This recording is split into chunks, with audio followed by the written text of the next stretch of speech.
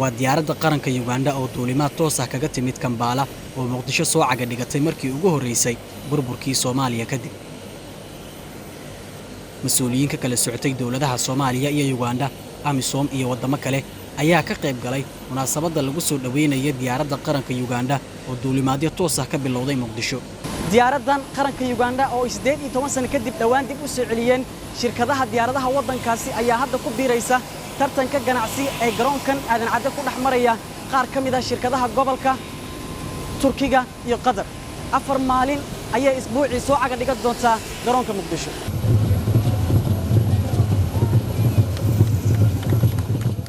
safiirka dawladda Uganda u fadhiya Soomaaliya ayaa sheegay in tani ay bilow u tahay talaabooyinka ay dawladda Uganda ku doonayso xoojinta xiriirka iyo wada shaqaynta dhinaca dhaqaalaha ee labada dawladood. Now we are moving into the next phase, which is economic cooperation. Waxaan hadda u gudbeynaa wajiga labaad ee ah ka wada shaqaynta horumarinta dhinaca dhaqaalaha. Duulimaadka diyaaradda Uganda waxa ay bilow u tahay wada shaqaynta dhaqaalaha labada dawladood. Dawladda Uganda waxaa ka go'an sar u qaadida isku xirka iyo midnimada qaaradda Afrika. Taasi ayaan ka bilaabeynaa wadamada dhaca gobolka Bariga Afrika. dhinaca kale wasiirka waxbarashada xukuumadda federaalka Soomaaliya Cabdullaahi Goodax Barre iyo wasiir dawlaha wasaaradda arrimaha dibadda Cabdulqaadir Axmed Kheyre oo goobta hadal ka jeediyay ayaa ka hadlay muhiimadda duulimaadka tooska ah ee diyaaraddan Uganda ka bilowday Muqdisho ay u leedahay shacabka Soomaaliyeed. dawladda Uganda oo runtii amniga Soomaaliya gacan weyn ka geystay iyadoo la shaqeynaysa AMISOM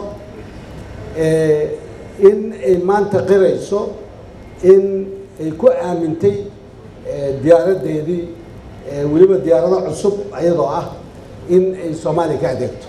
taa macnaheedu waxay cadeynaysaa in Soomaaliya nabadii ay xasishay, nabadii ay xidhiidh yeelatay.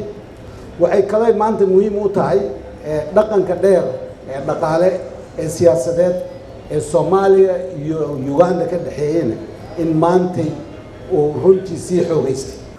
in maanta ay tahay maalin weyn ay u tahay duulimaadka Soomaaliyeed maadaama Uganda Air ay ku soo biirtay diyaaradaha ka duuli doona magaalada Xamar oo u duuli doona flight toos ah Entebbe. taasna ay dadka Soomaaliyeed oo u duuli jiray ay si toos ah u tagi karaan haday noqoto arday, haday noqoto shacab, haday noqoto ganacsato iyo haday noqoto ciidamada halkan joogaba.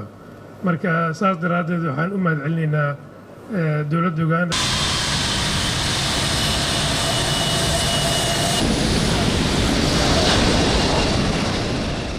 Maxamed Ibrahim Bulbul, Universal TV, Muqdisho.